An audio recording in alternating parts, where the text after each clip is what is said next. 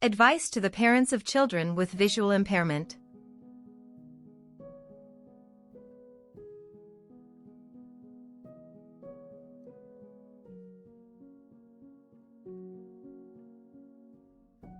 By Kartik Sawhney, Microsoft and founder of iSTEM.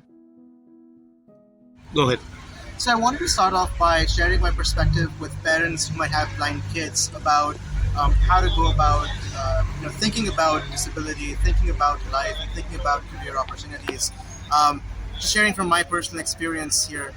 When I was growing up, initially, of course, it was a shocker for my parents as well. They did not know anyone in the community, and they were pretty clueless about how they could help me out. But then, the good thing that here was that they did not lose hope, and they had one thing in mind, that they wanted me to give the same quality of education that my other siblings had. And I think that's super important, right? Like, not to have lower expectations for your child who's blind or low vision, but instead ensuring that they can basically do everything that your other kids are doing. And I just don't mean academically or professionally, but I also mean in terms of being able to enjoy the same sport, being able to be a part of the same adventurous opportunities that your other kids, for example, might be enjoying, but really figuring out, what can you do to try and make that happen?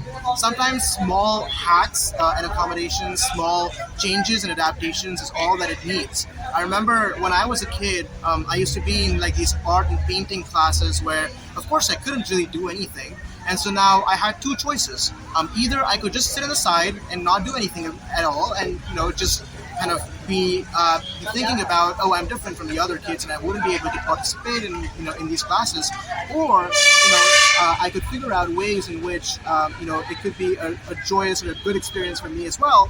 And my parents selected the latter, where they would put this wool or thread on the outline of the image. I would kind of feel that, and I would color inside it. And now it's very basic, right? But it would keep me engaged during that time where I wouldn't feel like I couldn't do something that my peers could. And so having that mindset is something that has been super helpful for me as well, personally, as a person with a disability, where the idea is, okay, sure, it appears as something that I might not be able to do, but if I try to figure it out hard enough, I will be able to figure out a different way in which I will be able to do it. Perhaps I'll be able to figure out some adaptation or some accommodation as to how I will be able to do it. So my advice to parents, again, is have the same high expectations for your children with disabilities, if not higher than your children without disabilities, because really sky is the limit, and really make sure that you are working with your child and the teachers to figure out how they can participate in anything and everything that other students might be doing.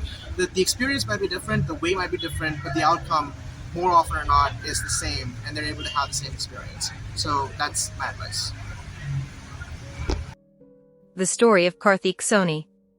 Kartik Sawhney was India's first experiment in sending a child with visual impairment to a mainstream school and used the full potential of assistive technologies for his studies. He started his primary schooling reading and writing using a computer and became the first visually impaired student from India to the Stanford University. It is easy to build stronger children than repair broken men. www.chuckshamati.org